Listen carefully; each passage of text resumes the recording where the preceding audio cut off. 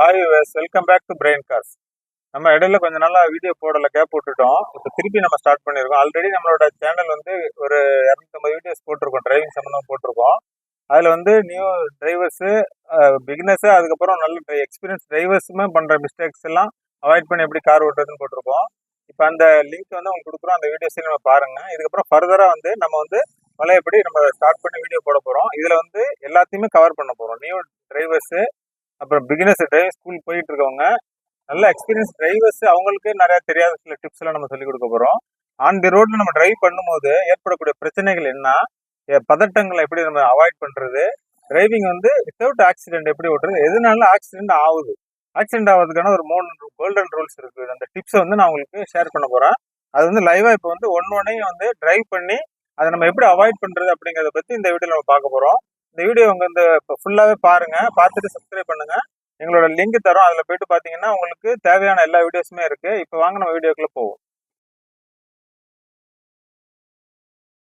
இப்போ நம்ம வந்து காரை வந்து ஸ்டார்ட் பண்ணியிருக்கேன். ஸ்டார்ட் பண்ணோன்னு நம்ம செய்ய வேண்டிய முக்கியமான வேலை என்னன்னு பாத்தீங்கன்னா, ஃபர்ஸ்ட் சீட் பெல்ட் போடணும்.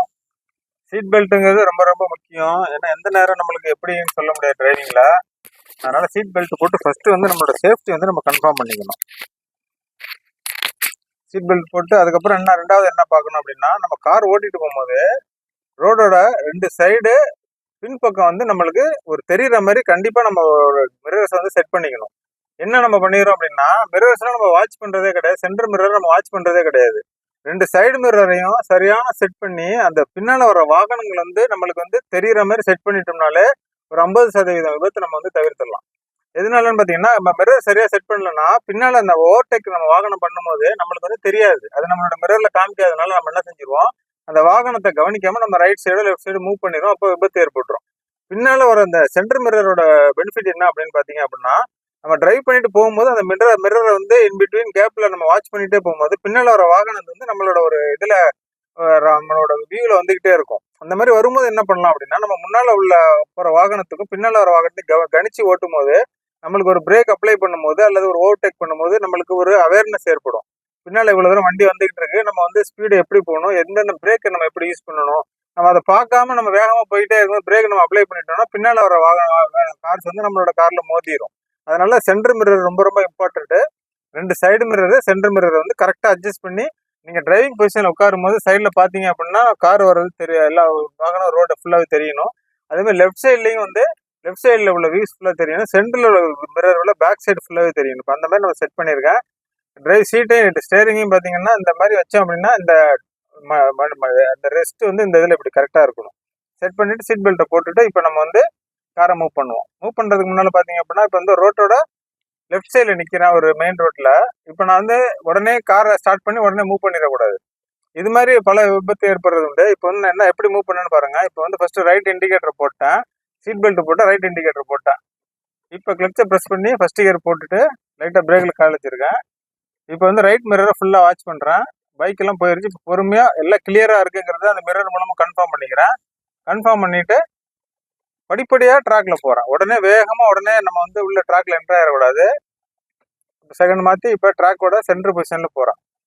இப்போ பார்த்தீங்கன்னா லெஃப்ட் சைடில் ஒரு பைக் போகுது பாருங்க. இது வந்து ராங்கான ஒரு மெத்தட். அவங்க வந்து லெஃப்ட்ல ஓவர்டேக் பண்ணக்கூடாது, அவங்க ராங்காவில் போறாங்க. அதை நான் வந்து என்னோட லெஃப்ட் மிரரை பார்த்ததுனால நான் அதை வந்து கணிக்க முடிஞ்சிச்சு என்னால.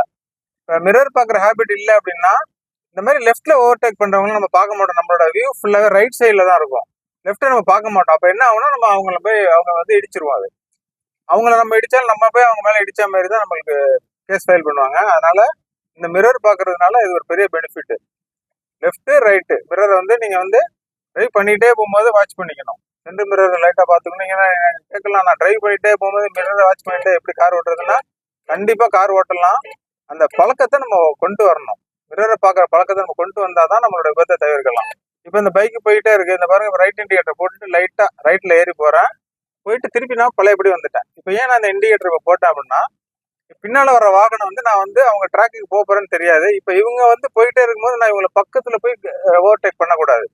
அந்த மாதிரி ஓவர்டேக் பண்ணா அவங்களோட பைக்லவே நம்ம இடிச்சிருவோம். அப்போ வந்து நம்ம ரைட் சைடு போற சூழ்நிலை ஏற்படுறதுனால அந்த இண்டிகேட்டர் ரைட் இண்டிகேட்டர் போடுறப்ப அவங்களுக்கு ஒரு அவேர்னஸ், பின்னால வரக்கூடிய கார் வந்து அதை பார்த்துருவாங்க. பார்த்துட்டு அவங்க வந்து கொஞ்சம் அவங்க கேர்ஃபுல்லா வருவாங்க. இந்த மாதிரி ஒரு ஓவர்டேக் பைக் ஓவர்டேக் பண்ணும்போது இது ஒரு மெத்தடு. இந்த மெத்தட்ல நீங்க ஓவர்டேக் பண்ணீங்கன்னா உங்களுக்கு ஆக்சிடென்ட் ஆகாது. அதுக்கப்புறம் பாத்தீங்க அப்படின்னா ஸ்பீட் லிமிட். இப்போ நான் அந்த இடத்துல போயிட்டு இருக்கேன், 60ல போயிட்டு இருக்கேன் அப்படின்னா இந்த மாதிரி டேர்னிங்ஸ் எல்லாம் நிறைய வருது பாருங்க. இந்த 60 கரெக்டான ஒரு ஸ்பீட் லிமிட்ல இந்த மாதிரி ஒரு டேர்னிங்ல போன பாரு, லெஃப்ட்ல ரோடு பெண்ட் ஆகுது. இந்த மாதிரி பெண்ட் எல்லாம் வரும்போது 80, 100 இந்த மாதிரி நம்ம போகக்கூடாது. 60ங்கிற இடத்த இந்த மாதிரி ஸ்பீட் லிமிட்டை பார்த்துக்கிட்டு ஸ்பீட் லிமிட்டை மெயின்டைன் பண்ணிட்டே ஓட்டணும். Right mirror, left mirror, centre mirror இடையில நம்ம ஒரு நிமிஷத்துக்கு ஒரு தடவை மிரரை பார்த்துக்கிட்டே நம்ம டிரைவ் பண்ணணும். அதுக்கப்புறம் பாத்தீங்க அப்படின்னா அவேர்னஸ்.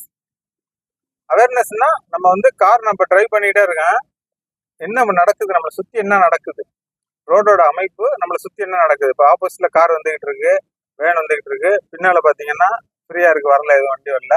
ஃப்ரெண்ட்ல பாருங்க எல்லாமே வண்டி நிறைய வந்துகிட்டு இருக்கு, ஒரு லாரி போயிட்டு இருக்கு, ஒரு பஸ் வந்து கிராஸ் பண்ணுது. இப்போ இவ்வளோதையும் நான் வாட்ச் பண்ணிட்டே இருக்கேன்.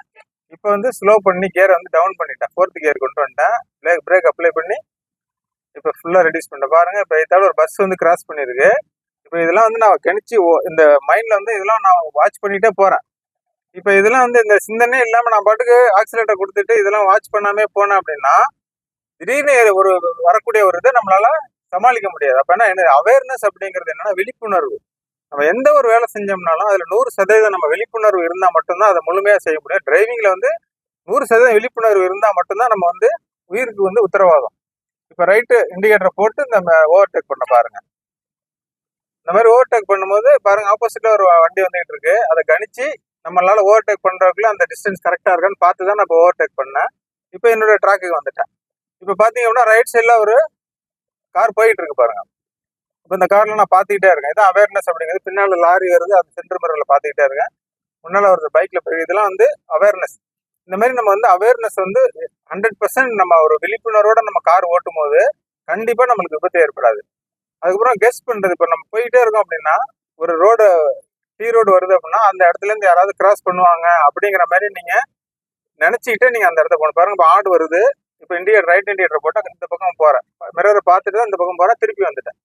இப்போ இந்த ஆடு வர்றதுங்கிறப்ப நம்ம நேராக போக முடியாது, அதே சமயம் ரைட் சைடு போய் தான் ஆகணும். ரைட் சைடு போறது அவங்களுக்கு இன்ஃபார்ம் பண்ணணும்.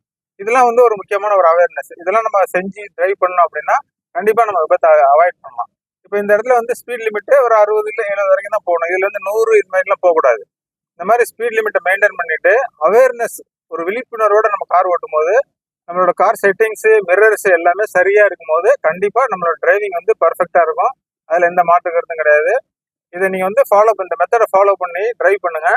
இதுக்கப்புறம் தொடர்ந்து நம்ம வீடியோ போடுவோம். இந்த வீடியோ உங்களுக்கு பிடிச்சிருந்துச்சு அப்படின்னா சப்ஸ்கிரைப் பண்ணுங்க, உங்களோட ஃப்ரெண்ட்ஸுக்கு ஷேர் பண்ணுங்க. அடுத்ததான் உங்களுக்கு எந்த மாதிரி வீடியோஸ்லாம் உங்களுக்கு போட்டா உங்களுக்கு யூஸ்ஃபுல்லா இருக்கும் அப்படிங்கிறத நீங்க கமெண்ட் பண்ணுங்க. அதுக்கு தகுந்த மாதிரி நம்மளுக்கு எல்லா டைப் ஆஃப் வீடியோ உங்களுக்கு நாங்கள் அப்லோட் பண்றோம். தேங்க்யூ ஃபார் வாட்சிங். இன்னும் அடுத்ததா ஒரு நல்ல வீடியோவோட உங்களை சந்திக்கிறேன்.